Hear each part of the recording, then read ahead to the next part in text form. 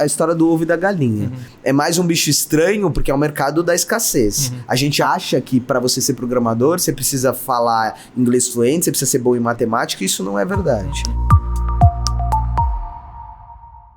A gente ainda vive numa sociedade com uma mentalidade da escassez.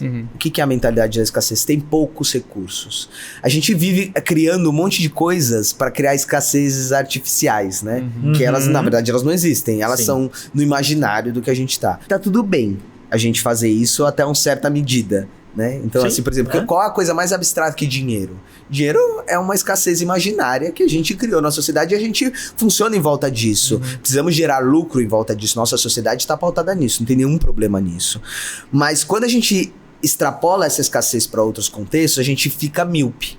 Então, por exemplo, não faltam profissionais. A gente tá falando de um país com 14 milhões de desempregados. Não dá pra gente imaginar que falta profissional preparados. Isso. Mas aí o ponto, o que é o preparado? Aí foi essa analogia que a gente chegou no segundo ponto, que era como que a gente destrincha o que é preparado? Porque senão realmente, mas não sei matemática básica, Gustavo, mas e aí a gente entrava nas comparações do curso. Então é assim, Gustavo, a gente fez um curso aqui e colocamos os cursos, por exemplo, para pessoas pretas e essas pessoas não conseguiram performar porque eles não sabem matemática. E aí eu brinco que uma vez eu falei assim, mas me mostra esse curso, um curso online. Daí eu falo assim, bom, primeiro, se é um curso online e você não tá dando nenhum subsídio, a maioria das pessoas pretas você não tá pegando. Por quê? Não é que a pessoa não tem internet em casa, a pessoa não tem luz. Metade da população brasileira não tem saneamento básico. Então a gente começa a ver como o buraco é muito mais embaixo.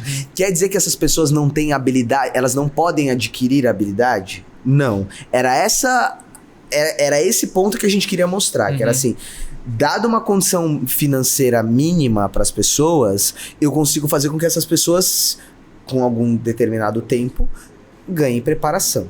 E aí a gente começou a quebrar algumas barreiras, por quê?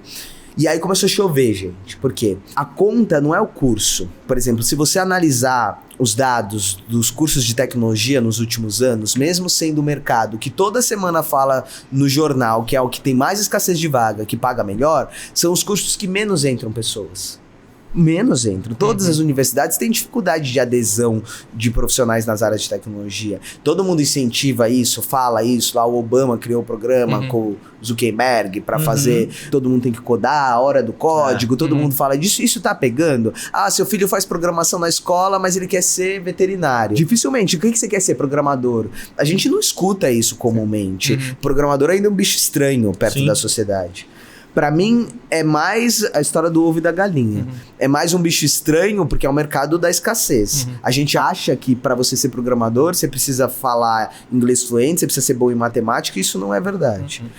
Como que a gente começou a provar isso? Com os dados, né? Então, quando você pega e começa a fazer uma análise nesse ponto, você começa a ver que tem um monte de gente que é apta pra entrar nesse mercado. Só que você só consegue motivar essa pessoa quando acontece igual aconteceu comigo. Eu vou lá e emprego um menino. E aí o menino vai lá e compra um tênis bom, compra um celular. Aí ele chega pro amigo e fala, cara, o que você faz? Eu sou programador.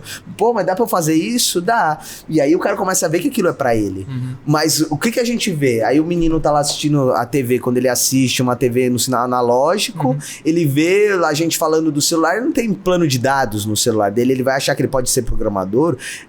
É a gente sonhar com uma coisa que a gente nunca viu.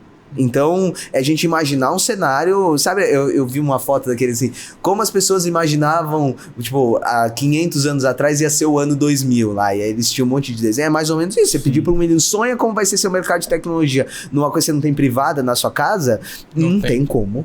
Então, quando a gente começa a inverter essa roda, a gente começa a ver que as pessoas começam a querer trabalhar dentro dessa área.